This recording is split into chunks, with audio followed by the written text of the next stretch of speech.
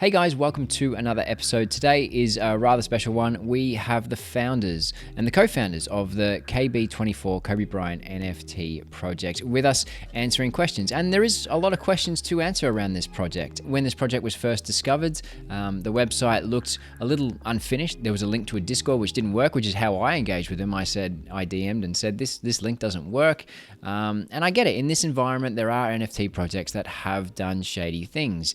And, you know, women end up being 3 Russian dudes or something like that. So there's natural skepticism and research recommended for any NFT project. So this is kind of my way of doing my research. So I reached out and they quickly agreed to come on this show. So there's a lot of questions we're going to get into. How did they come about making a Kobe Bryant NFT project? Why are they doing this? What are they going to do with the proceeds? Is it going to go to a charity or is it something else? Who is the team? Who's building it? Who's developing it? Who's going to handle the drop? And is Vanessa on board? Here's what I do know before we get started. I know there's a lot of people in that Discord right now, almost 10,000 people. It's featured NBA players and former NBA players dropping in. So there's a lot of traction, a lot of buzz on both sides of the fence around this project.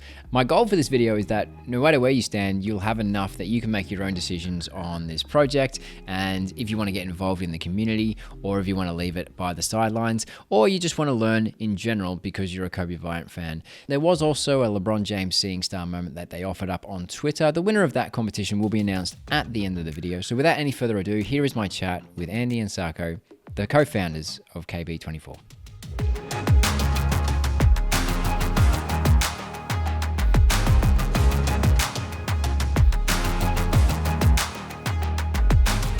Guys, welcome to the channel. I know a lot of people are really excited to meet you and get the know behind the team here. I've got Sako on the left and Andy on the right of the picture. Guys, introduce yourself really quickly. Hi, I'm Sako, one of the co-founders of the KB24 project. Excited to be here. Thank you, Steve, for having us. My name is Andy, and really excited to be part of this project.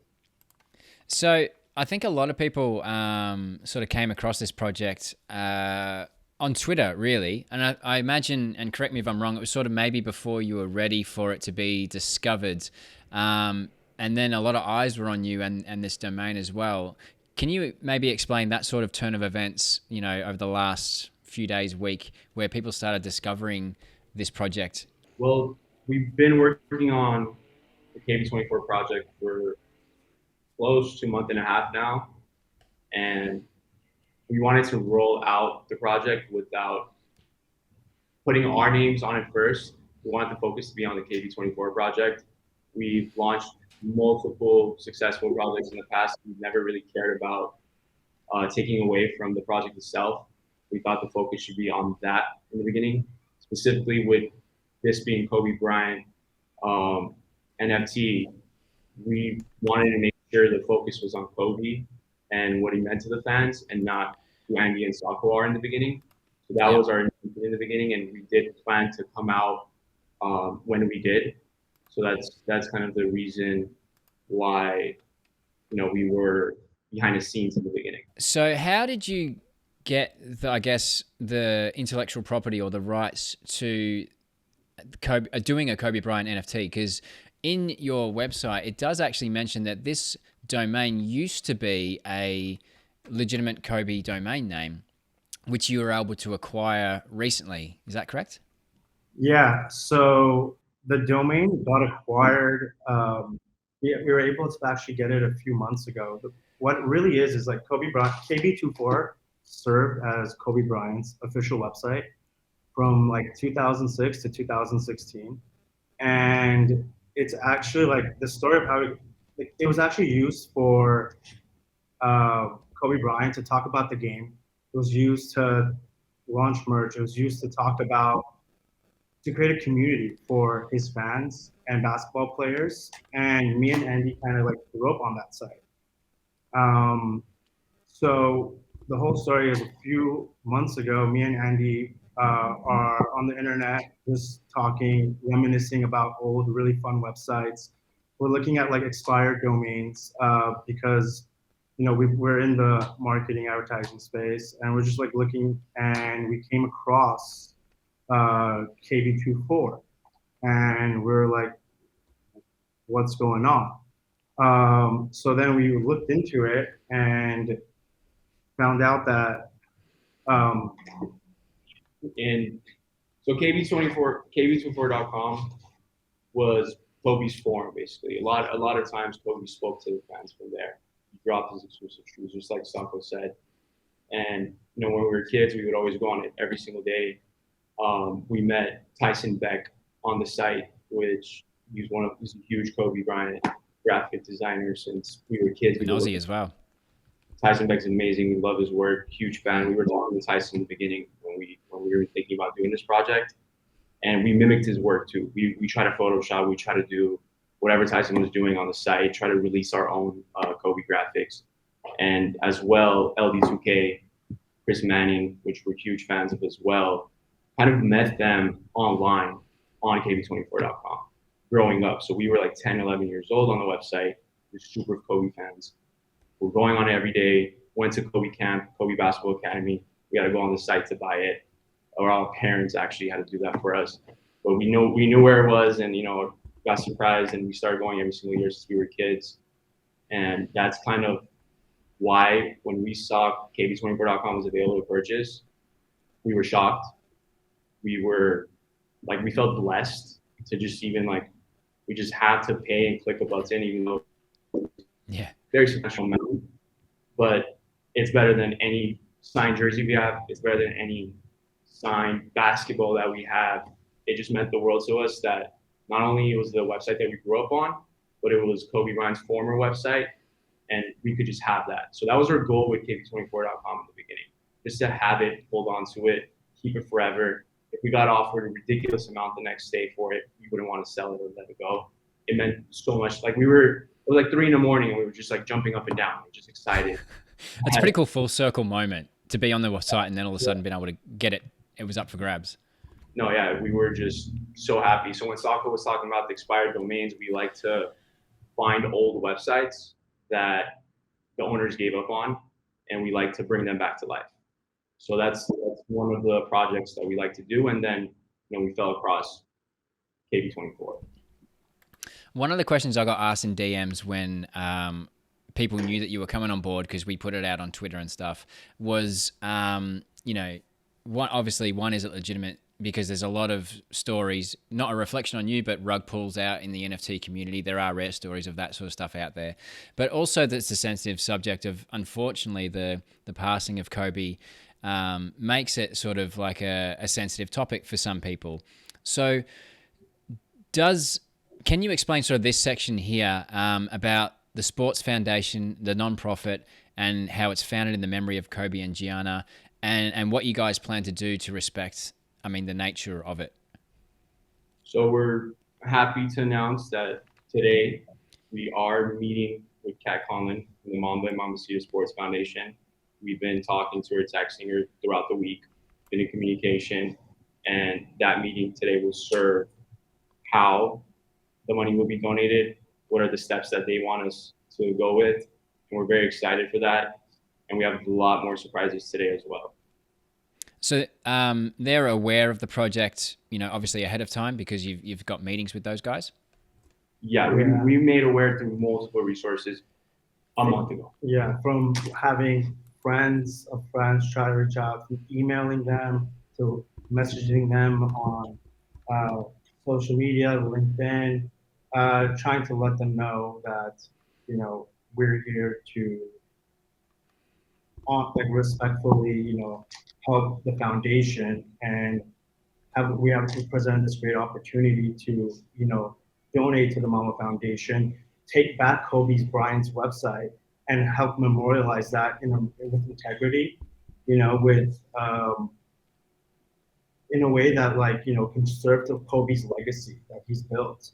And when we saw that domain available, and before that too was snatched up for a few years, and people were trying to use it to fish the website for it was going to these weird directory sites and all this stuff. So it's that legacy, that kind of hurt us too, which is also a big reason why when we saw that and was so excited we just bought it, is because we couldn't let a player that's given us so much, everything from watching him grow up as a child to watching the games, his mentality, his work ethic. You know, me and Andy like grew up loving him, and like we mimicked a lot of his lifestyle. You know, we at one point, me and Andy, Kobe Bryant's kind of famous. He was famous for like, you know, doing his buy-off phase, like sleeping like 2 hours in like 2 hour increments throughout the day.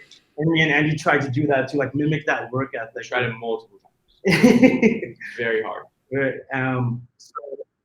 So kind of like that's why when we, you know, we found this opportunity to also give back to him, and you know, and the great work that Vanessa is doing with the MAMBA and MAMBACITA Foundation, raise a bunch of money. Like, how could is Vanessa aware of the project? Do you know, or?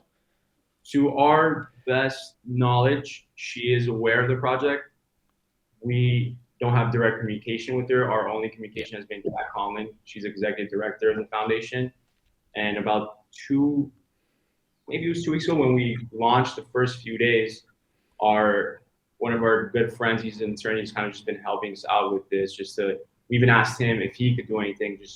We asked multiple different like sources of how we could get in touch. We just want a blessing. That's all we wanted in the beginning. We just wanted a private blessing to be transparent. We didn't want any like public acknowledgement. We didn't want, you know, like a collaboration or a partnership. We just wanted a blessing,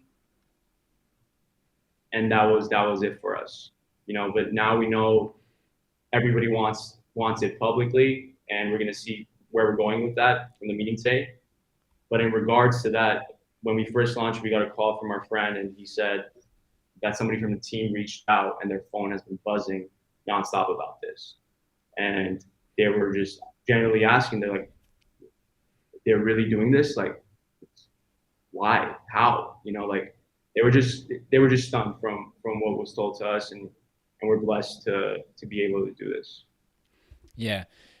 So I think a lot of people want to know, you know, that is Vanessa, you know, and I imagine it would be hard to reach out to her and get in touch, but also they want to know who's behind it, who's the team. So obviously we've got you guys as the co-founders. As I scroll down, do you guys want to just introduce the team? Yeah. I mean, starting from us, Sako and I have worked on multiple projects together.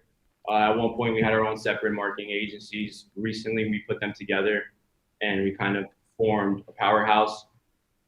Almost everybody from that team works for our marketing agency, so we don't have expenses that are new in terms of them helping us out. We've dedicated our resources, we've dedicated our team, and then anybody else that is helping out, it's full on.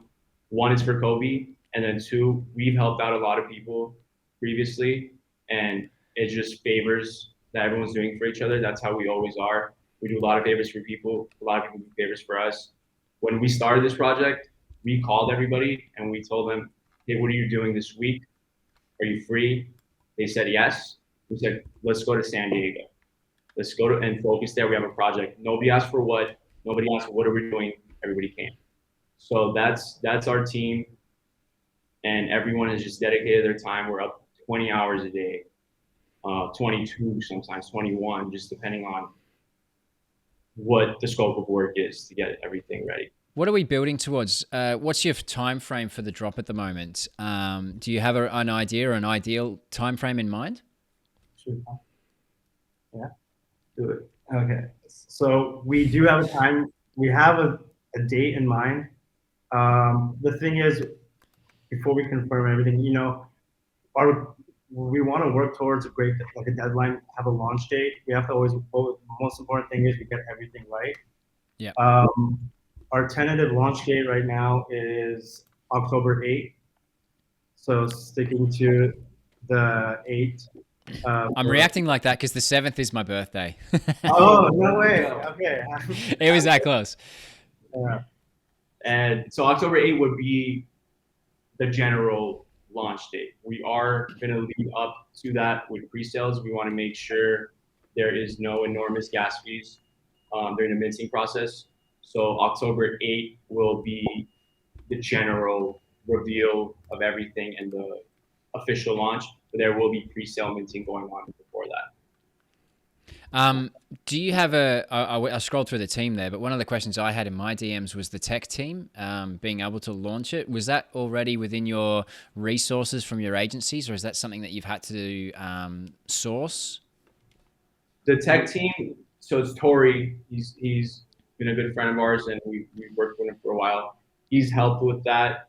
He's sourced the developers. That cost we are eating ourselves, and that's not a problem to us. Like, people donate money all the time.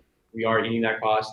We are going to talk to the foundation and see, where they're at with everything. How far do they want this community to go, and we'll go from there. But we were prepared to eat every single cost from day one. Yep. Now, it was cool. The other day you had in your Discord, and there's links at the bottom of your website here, you had Nerlens Noel and Svi Mikhailuk in your Discord in there chatting. Usually these things and interactions with NBA players don't happen so soon. It's pretty cool that, with the respect around Kobe Bryant, obviously there's a lot of interest, but that you were able to get NBA players already within the Discord engaging with the community. How'd you get these guys on board so soon? Yeah, no, 100%. So Dwight Howard actually came in last night as well, and we have a surprise today. He's a Laker legend. He's coming in today as well. Yeah, really excited. We're excited for that. How we have a relationship with NBA players is, one, through our marketing agency. Yeah. We've worked with a lot of celebrities, a lot of influencers for about 8 years now, and we also have Muscle Lab, which is our sports recovery center. We started that with really, really one of my closest friends, Ache. He's a huge performance specialist, and we have NBA players and NBA agents and influencers, celebrities, so many relationships because of Muscle Lab, and people just love everybody behind that. So we've been working on that for a while. Let's talk about the roadmap. Are you guys able to sort of briefly give us, your thoughts on how you think this is going to go down? Yeah, so the roadmap has been long work in progress. We've had a lot of people work with us in the space to try to get it right. We wanted to make sure we're providing a lot of utility for and all the KB24 NFT holders. We want to make sure the community aspect of this really grows the same way that the community boards for Kobe have always gone, like, keep everyone always really about it, because that's what we're really doing. We're really excited about the art, and it's also about the community aspect around this as well. So firstly, we're gonna airdrop a bunch of KB24 NFTs to early adopters, supporters, community partners, and we do a lot of giveaways. And then right after that, we want to go ahead, and reveal the art, which we're really excited about. Should be happening in a few days now, really soon. Afterwards, after we launch, everything gets on there. We list it on Rarity Tools. We get verified on OpenSea.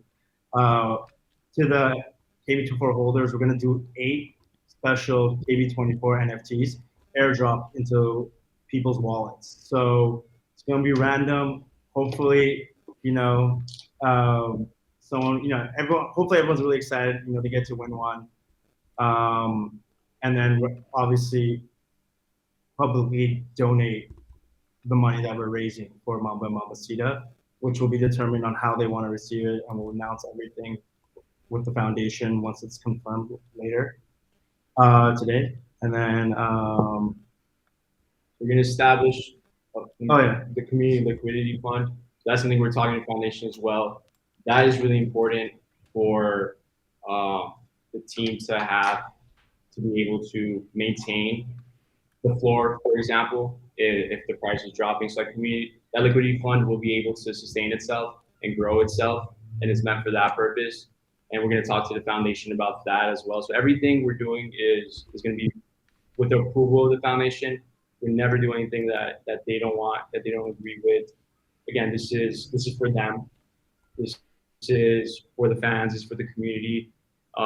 We're blessed to be able to start this off, but this is something that is bigger than us, and we're just very excited to be part of it. Yeah, we have a bunch of giveaways planned. You skipped the courtside Oh, I did. Give I it away. skipped the course. So we're going to be doing a giveaway as well for the holders, which is really going to be exciting. Like it's in any choice of your city, so it doesn't matter if you're in New York, you're in Texas, wherever it is, you can win. And then to the community holders that are outside of the states, we'll be doing something equal prize for it that they'll be happy with. So everyone's included. We're not forgetting about all the international holders. So I imagine you guys are going to have a lot of updates about all of this stuff and the meetings that you're having with the foundation. And just to quickly point out, your Twitter is KB24 NFT. And I imagine you're going to post all of your updates of what you're talking about there. But to your point also of this roadmap, this obviously seems like a dream. It's a best case scenario roadmap. Like how are you able to do this? Do you think it's possible?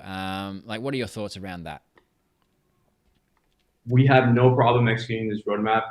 Aside from the resources that we have, a lot of the team members that you guys can see on the website, they're one of the most resourceful individuals that we know personally, and they are part of the project. They're fully 100% committed. Everybody is basically one call away to us if we can get to them. So we're tapping into every network and resource that we have. We already have confirmed NBA players that are part of this that we haven't announced yet. We don't plan on announcing in the next few days. We have confirmed sponsors that want to be part of this and help out. We have confirmed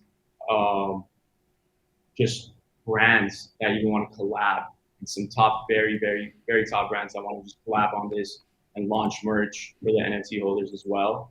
So we have already tapped into everything. There is nothing on our roadmap that we think we can't do. Everything there is 100% to us. One question that was asked of me by a respected friend was who's running your tech, i.e. the smart contract and the actual drop, etc. Are you able to speak to that? Yeah, so initially we had Tori basically put the development team together, and that's the cost that we need. It's not too much. They lower their cost for the cause. Once they heard what it's going to for the foundation and everything. So we are really grateful for them doing that. But then after, as this project evolved, a lot of NFT heavy hitters basically started contacting us and start offering their team to us.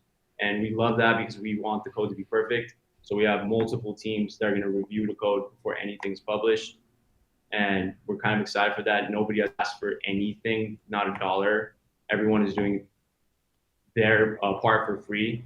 They really want to put this project forward. I think a lot of people believe in it. They love the cause, and we're just really excited. Yeah, nice. And that's just a testament to the NFT community in general. They tend to, it's a very happy community that props each other up, and it's one of the most accepting communities that I've ever been involved in, and privileged to be a part of as well. I guess one thing like to touch upon is what we're really excited about is like this project is going to hopefully, is going to raise, millions of dollars for the foundation.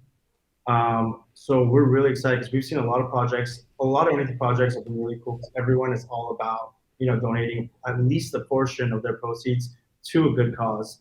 So we're just really excited to see us, like the whole community, everyone who's been part of it, whether it's the fans, whether it's all the resources that everyone on the team that's put in their time for free and everything to make this project come to life. It's like we hope this is also like show other nonprofits and other organizations to get more involved into the NFT space and to find ways to create perpetual impact to their communities, to their nonprofits.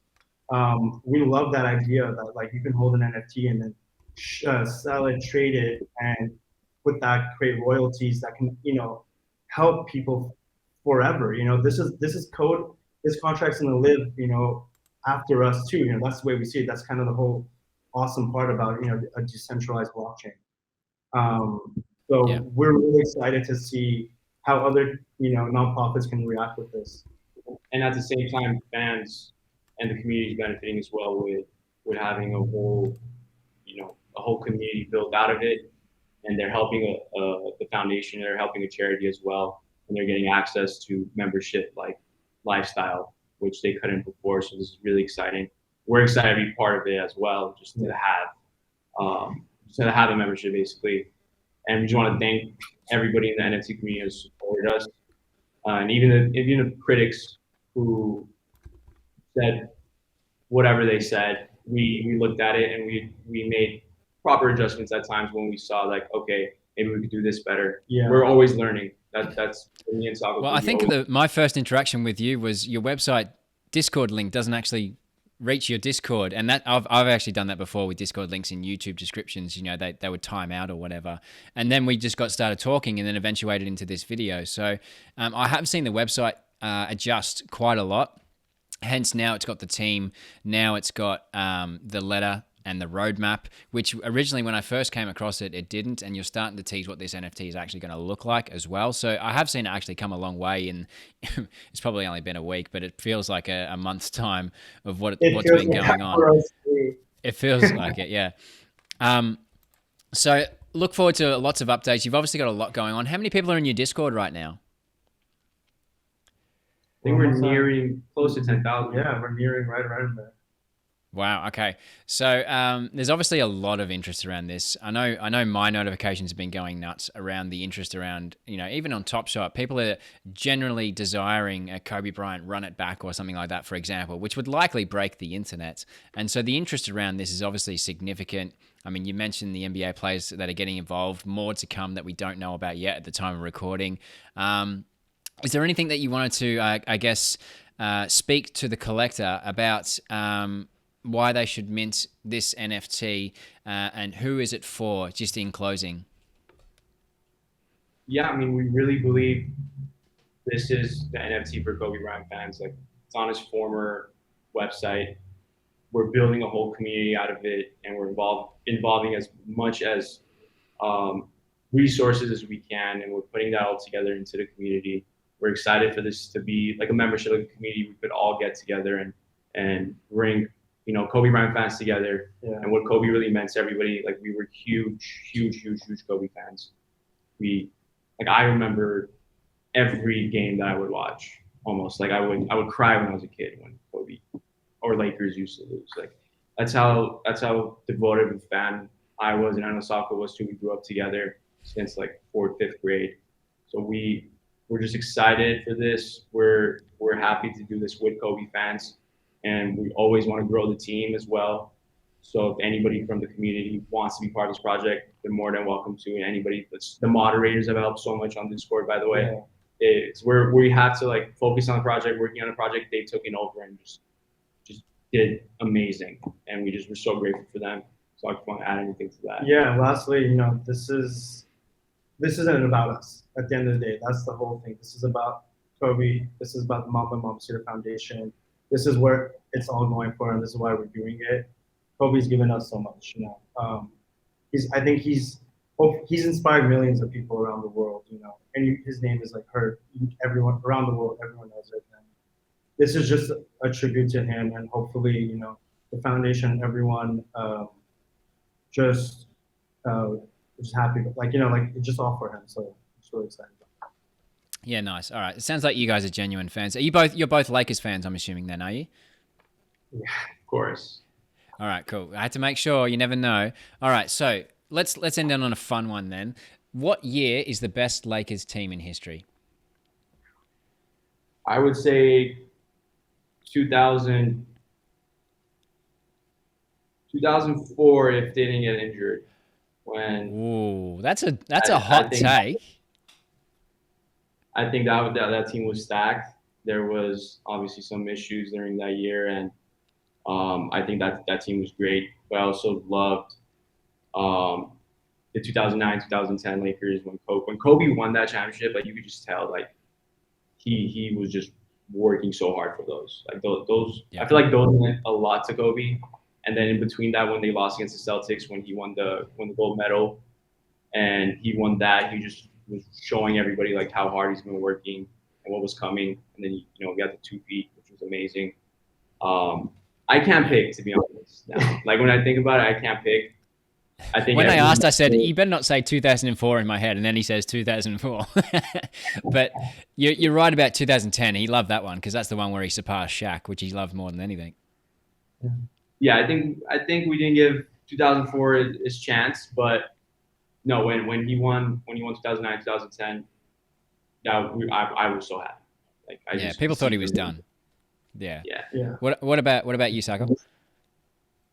I would say, like, I think you guys both said how can you choose, like, I think it's like the era, it's like a progression, going from even from 8 to 2-4, like, I loved as a kid, I think, just watching the three-peat saga unfold with Kobe and Shaq. That, especially because I was a kid and my dad was a fan too, and just like the idea of coming home and watching it, like, that to me was just something really special. It's just really hard because I feel like every year Kobe did something so nice. So like when Kobe dropped 81, that was a whole different year. They didn't win a championship that year, but Kobe was dominating the league. He was dropping 40, 50, 60 consistently, and that wasn't a championship year. So it's just hard to pick. Now when Sako brought the three-peat, like Kobe and Shaq, the most dominant duo of all time. I was young, but I still remember. I remember when Ori made the three. I remember when Fisher against the Spurs made the point 0-4 shot. I remember exactly when I was watching that too. I was at Chuck E. Cheese as a kid. It was on and like we were like playing like the little basketball game or like the skee ball, and then like my brother's like, "Sako, you have to come," and I'm like we're watching it, and I'm like, oh my god, it was like amazing. No, I remember that moment too. I was at my grandma's and I was just running around the house, like just going. The Suns buzzer beater. The Suns buzzer beater, yeah. 2 of them in one game. I wish they won that series, but that's probably my favorite series. That's the problem when you're that good and you don't win the championship. A lot of those special moments kind of get lost, like the what if moments. Like this year, it might be the Durant 3 on the line. That was all time, but it'll probably get lost a little bit in history because the Bucks won that year and that's the team they were playing. There's so many moments like that, which are just truly all time. And sometimes when they're not in a championship year, they don't get in the championship DVD, so they kind of get lost. But yeah, there's so many pick. It's a loaded question, let's be honest. Yeah, but we're excited for this season too. I'm very excited. Like, Lakers look great, So what was that? No, nothing. No. The only thing I'm thinking is like it's kind of in their hands with their success, but it's well documented they're the oldest team by far, therefore the most experienced team as well. They can draw on that. It will be fun to watch, and this is why sometimes I call sport the men's soap opera, because we're just so intertwined with the storylines and the rhetoric and the narrative, and it's always fun to watch to see what happens. And either way, if it's controversy or it clicks, it's fun to watch. No, agree 100%. I think Westbrook's gonna have his best year ever. I think Westbrook would love it. Yeah, I think he's having his best year, and having LeBron and AD, it's just a perfect combo. I think I'm really excited. Yeah, and I hope in general, just over across the NBA season, we get a healthier year. I mean, there's so many ifs and buts about last year that people can bring up, and you can't really argue with it. Like with the Suns or Bucks made it that far, if everyone was healthy. I just hope we get a healthy year and we can judge them on their play and not much else. No, LeBron looks focused. We can tell LeBron. Oh yeah, he would be. Yeah, I think nothing kicks you into gear like a failed year. Yeah, for sure. No, when they lost in the first round, that hurt everybody in the city. But they didn't have a break.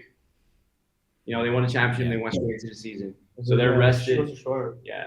It was the shortest break, I think, in NBA history. Yeah, I think it was, yeah. All right, guys. I think it was important to get you guys on. I'm really thankful that you guys accepted the invite to just come on and chat and, just address the landscape and talk about this project, which obviously a lot of people are interested in. Appreciate you. Follow the guys on Twitter to make sure you get any updates on the KB24 project. And yeah, thanks again for joining us, guys. Thank you. Thank you, Steve. Appreciate everything.